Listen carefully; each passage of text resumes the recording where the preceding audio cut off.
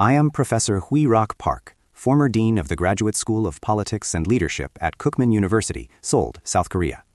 I have conducted research on North Korea's nuclear issue for many years and have recently published 14 English-language journal articles as well as 2 books in English. Through this channel, I will explain critical security issues using AI-based voice and images. Between 1992 and 1994 in South Korea, some individuals, including Jang Ji-young, claimed that North Korea had dug a long underground tunnel crossing the DMZ and reaching all the way to Seoul. They even spent their own money to buy drilling equipment, making a big commotion as they searched for tunnels Around Gimpo and Yeoncheon. At the time, reporters from Monthly Chosun covered these claims extensively, and as a result, many people came to believe they were true. Even today, there are still quite a few people who believe that a tunnel reaching Seoul exists. One retired general has even devoted the rest of his life to this issue. Let me be clear about one thing first. There are real tunnels dug by North Korea near the DMZ, demilitarized zone, between 2 Koreas. It is generally believed that North Korea dug roughly 1 tunnel per forward deployed corp. And in fact, 4 tunnels have been discovered and publicly revealed in Yeoncheon, Charwon, Munsan, and Yanggu.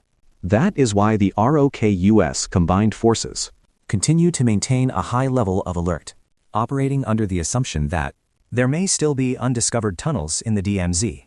And they continue additional detection efforts to this day. However, and I want to say this very clearly, there is no long tunnel reaching Seoul. At this point, many of you may be wondering, how can he be so certain? To be honest, I am not a geologist, nor am I someone who has personally dug tunnels for a living. That said, with regard to this so-called long-distance tunnel controversy, I was once assigned by my superiors to conduct an intensive investigation and verification for about 1 week. In the early 1990s, when claims by Jang Ji-young and others became a major social issue, the ROK Army found itself in a very difficult position. The responsible army offices maintained that there is absolutely no long-distance tunnel, but the media kept insisting that the issue had to be clearly verified, harshly criticizing the army as irresponsible. Eventually, the top army leadership at the time felt that the facts had to be personally confirmed, and for various reasons, that task was assigned to me. I met directly with the Monthly Chosun reporter, who had covered this issue most aggressively, as well as with Jang Ji-young and other related figures. I also visited the actual sites, where they had pitched tents, and claimed to be searching for tunnels. I personally listened to the recordings. They said, captured sounds from underground, and I took those recordings to a research institute to analyze whether they were mechanical noises or not. I even visited the apartment where Mr. Jang lived, and met his family. And because I wanted to understand what underground sounds really feel like, I went down deep into the Mugyuk gold mine myself. So while I don't claim to be an expert, I can say that I have looked into this tunnel issue more closely than most people. When it comes to long-distance tunnels, the most basic and decisive factor is the science of drainage. A tunnel must be dug with a calculated slope, so that water flows toward the entrance. If that condition is not met, the tunnel simply cannot be sustained. In general, put simply, for every 1 kilometer of tunnel, the exit must be 3 meters higher than the entrance. That means 30 meters for 10 kilometers, 60 meters for 20 kilometers, and 90 meters for 30 kilometers. In other words, to dig a minimum 20-kilometer tunnel reaching Seoul, North Korea would have had to start at a point at least 60 meters lower than the exit, and construct collection wells, and pump water out continuously at the entrance, 24 hours a day. And here's the problem. Even that slope alone does not fully solve the drainage issue.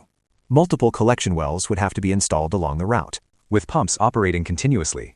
In practical terms, this means that if North Korea were digging a tunnel aimed at Seoul, it would have had to install and operate collection wells and pumps in areas like Yeoncheon, Munsan, and Gimpo, the areas of South Korea. Is that really plausible?